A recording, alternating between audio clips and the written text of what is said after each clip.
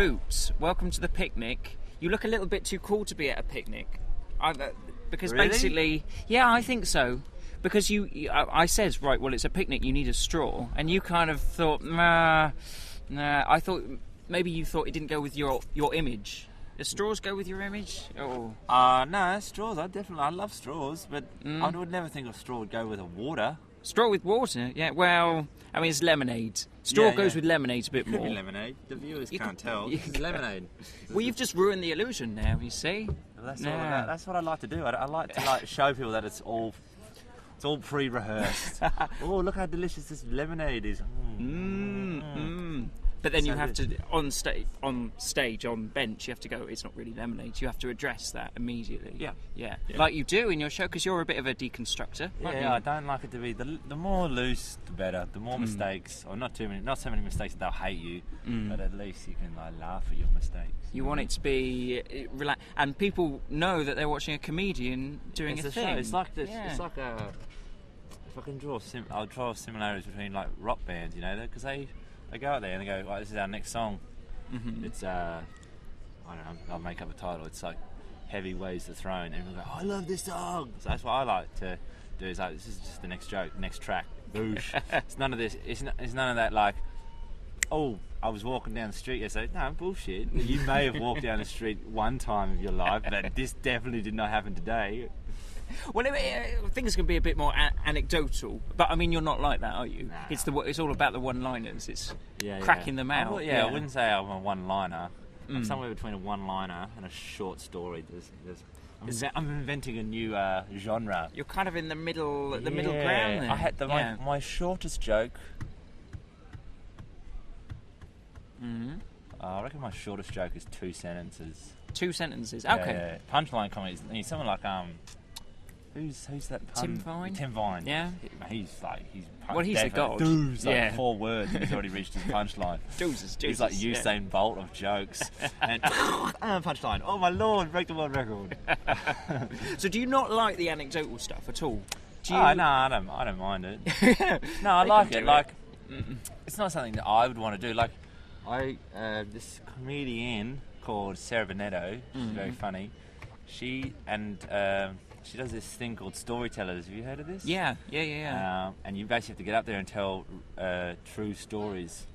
And I tried to do that, mate, and just crashed and burned. Like anything.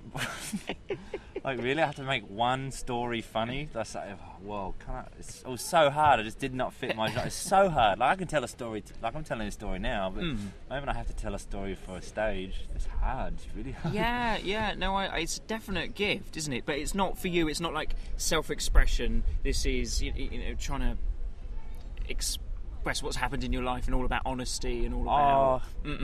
Which for some people it is. Yeah. But there are glimpses. I won't say which parts. There are glimpses of my jokes that have actually happened. But the way I deliver it, it comes across as it's all sort of made up. But there are like real life bits. Like, there was an old joke I used to do where I would say, "Do you want to know the scariest thing that's ever happened to me?"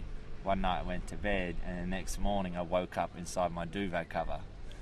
And then the punchline is that, like, it took me ages to get out, and when I did, I was in IKEA. But that actually did happen when I was 10. I woke up inside my duvet cover. So bits of it are real, but you just have to choose. Like, there's a joke about bears. That's not going to be true, obviously. Yeah, I rode a bear. Is that true? Yeah, no. But people can denote for themselves, can't they? Let's have a water break. Ready to go? You want some more water? No, we'll drink together. Drink together? Yeah. Water break. Water break over. I enjoyed that. Good, yeah. See? Although now we've got our energy back. It's like half time. Greedy, you've got 2 straws. Yeah, but I'm not doing double straws at once. It's just one. It actually tastes better coming out of the blue straw. Really? Yeah. Blue. You found that. I should have said green because there's some sort of joke there. I'm sure green for go. I don't know. Really? I wasn't quick enough. This is like an insight into the mind of a genius. Coming up with your jokes. The green straw, the blue. Yeah. I'm just a civilian. I see no joke in that.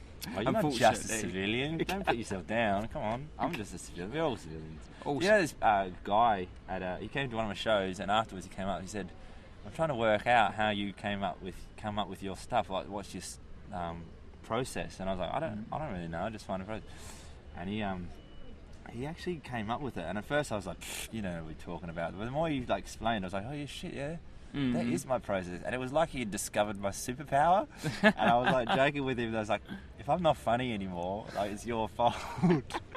What is your process then? Or can you he not? reckons, he said that and it is sort of true. He said I take, like, I take in like for example, an observation or an idea, or essentially the punchline, and I work backwards. Right. So find what is funny, and then work backwards from there to find the setup that'll fit the punchline. And I was like, you know what we're talking about. But then we went over my jokes and I was like, shit, this is actually right. It's like, in that Bruce Lee movie when did Bruce Lee kill some dude's brother, and then the guy, and then the brother of, I'm not making sense, killed some guy, then his brother, this actually happened, went away, studied Bruce Lee's stuff, like technique, and then came back and fought him. So now I'm scared of this guy that one day I'll meet him and he'll out joke me. But I think people who write jokes, that's how they do work, because yours are jokes and you label them as jokes, don't you? Yeah. Because it says these are. I've read somewhere these are jokes, not mini documentaries. These are jokes, not mini documentaries. Now, is that because people take them too literally? Sometimes. Yeah, I remember I did. There was a couple of jokes that were a bit dark, but then they groaned, and I was just like, for starters, like it was a joke about paedophiles, and I'll never do a joke where the victim is not the paedophile. I have two paedophile jokes where the victim is like actually the paedophile, like he gets his comeuppance. It's like, I'll just say, like, one of the jokes is, like, I think paedophiles and piñatas are very similar in that if you hit them hard enough with a stick, sweets might pop out of them. Right. So the pedophile's getting hit with a bat. Yeah, exactly. Like, he's getting bashed up for being for the creepy he is, and people go, oh, it's like, what are you groaning that day? He lost. There's no kid in that joke at all. Yeah. If anything, the visualisation is him getting smashed up with a stick. But they groan, and I was just like, come on, they're jokes, not mini documentaries. But is that was that a joke that you persevered with, and some people got it and some people didn't? Oh yeah. Sometimes it depends how it goes well. Sometimes they groan. I mean, comics argue that a groan is the same as a laugh. Yeah. I don't know. But yeah, I quite like that joke. But I would never do something where the victim is like the victim. Well, that's the thing. I think a lot of, with people like Frankie Boyle and Jimmy Carr, I know they're one-liners, but the victim is sometimes can be. But it's important for you that doesn't happen. Yeah, I don't know. I just don't like it. Just make you feel queasy, you know. Yeah, sometimes I can't do jokes. I don't really do jokes about sex. Yeah, I find that I can't do that. And this is going back to what you said earlier. You were saying you don't really do storytellers, and do you really like story or anecdotal stuff? Who was this comic I saw last night? Ashland. He does the comic strip. I can't remember his last name. Okay. He does quite sexual stuff, but it's not really my cup of tea. But he delivered it in such a way where he unstuck me, and I actually was like laughing. I found him really entertaining, really funny. I told him afterwards. I was like, look, I don't really like that sex stuff, but. Well, I think that's the thing. If it's done good, you have to come unstuck. But if you're doing what you want to be doing, and you know it's something that feels honest and right for you, then hopefully people will kind of just catch on to it and go, yeah. This guy's talking about what he wants to talk about. Anyway, plug your show. Where is it? Which barrel should I look down for this? Look at me. It's a picnic. Right. Oh, these things aren't here. They're they're like kind of like people sitting in the bushes filming us. Come on. Focus. Again, we're going to ruin the illusion. That's what I'm saying. Like, don't pretend like this is not an interview. Who brings a microphone to a picnic? It's this is not a microphone. It's the speakers playing music.